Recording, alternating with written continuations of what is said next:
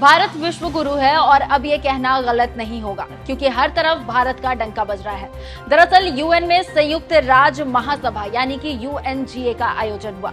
यहाँ कई देश के राजदूत पहुंचे। भारत की तरफ से विदेश मंत्री एस जयशंकर भी यहाँ पर पहुंचे थे। इस दौरान पत्रकारों से जयशंकर की बातचीत की तारीफ विशेषज्ञों के द्वारा की जा रही है। पर इन सबके बीच एक और खूबसूरत तस्वीर यहाँ पर देखने को मिली। ये खूबसूरत तस्वीर हम आपको भी दिखाएंगे। दरअसल सेंट लूसिया के विदेश मंत्री एल्वा बैप्टिस्ट ने भारत की जमकर तारीफ की है। लगभग 6 मिनट का उन्होंने यहाँ पर भाषण दिया है और उन्होंने इस दौरान भारत को लेकर कई अहम बातों का जिक्र किया है। उन्होंने कहा कि भारत ग्रोइंग इकोनॉमी है और भारत से हमें बहुत कुछ सीखने को मिलता है। यहाँ तक कि जब वो अपना भाषण खत्म कर रहे थे उस दौरान भी उन्होंने कहा कि मे गॉड ब्लेस इंडिया। आप भी देखिए ये तस्वीरें। Thank you very much, Chair. I would like to preface my brief intervention this afternoon by recognizing His Excellency Dr. Jai Shankar, the Minister responsible for External Affairs of India, a man who has shown distinction in the world of thought and practice. I want to recognize my other colleague ministers, ambassadors, other distinguished personalities of this august assembly. I wish to commence my brief intervention by alluding to the construct under which we are conducting our brief discourse here this afternoon, accentuating India, UN for Global South, delivering for development.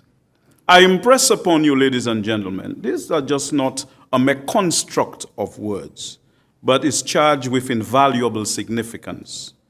Because in the years following independence, India was largely foremost in fostering the birth and initial dynamics of the non-alignment movement, NAM, to ensure wider options for developing countries to avoid becoming embroiled in the great power politics that prevailed at the time. In the over 40 years of our diplomatic relations, Saint Lucia has witnessed India's progression as a champion of developing nations and its emergence over the last decade as a strong and powerful voice of the Global South. This was not a product of spontaneous combustion. This was not a sudden discovery, but by India strengthening its internal machinery and prepare for the inevitable. During the G20 presidency, India ensured that the G20 priorities were shaped in consultation with not just the G20 partners, but also with partners in the Global South, whose voice often goes unheard. They spoke for the voices that spoke without words. India's presidency was marked by its resolute championing of the cause of the Global South as much as their own challenges. St. Lucia regards India as a trustworthy and dependable leader of the countries of the Global South in these polarized times, which has not only displayed its collaborative spirit in pursuing compromise, but has also walked the walk in advancing cooperation and development support to those who need. This solidarity has made manifest via the India UN Fund that supports sovereign-owned and led, demand-driven and transformational sustainable development projects across the developing world, with a focus on the most vulnerable, least developed countries and small island developing states. St. Lucia, like others gathered here, knows firsthand of the significant impact that the fund has had on the lives and livelihoods of our population. At the outbreak of the COVID-19 pandemic, India collaborated to fast-track funding to support St. Lucia's human security and sustainable development, a COVID response project.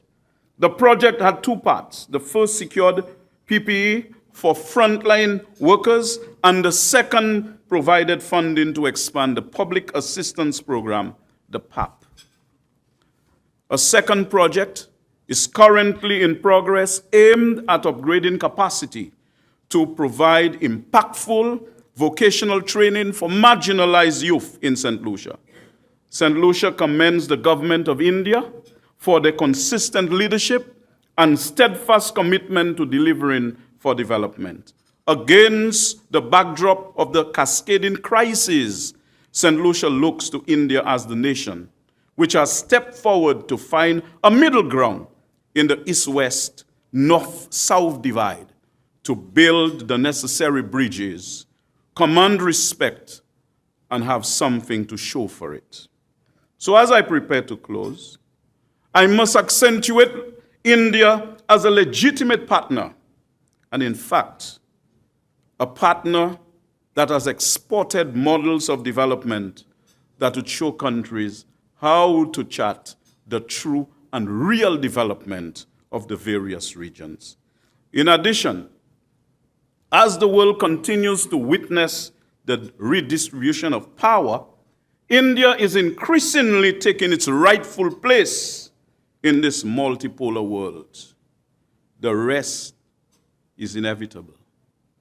India is rising rapidly, and nothing can stop India right now.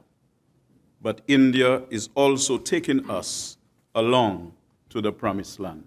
May God continue to bless India, and may us all continue to gather around India like a trumpet call to like-minded men and women who take their rightful place in a world, yes, pregnant with the seeds of our continued marginalization, but provide opportunities for us to mobilize amongst ourselves the way out of the difficulty.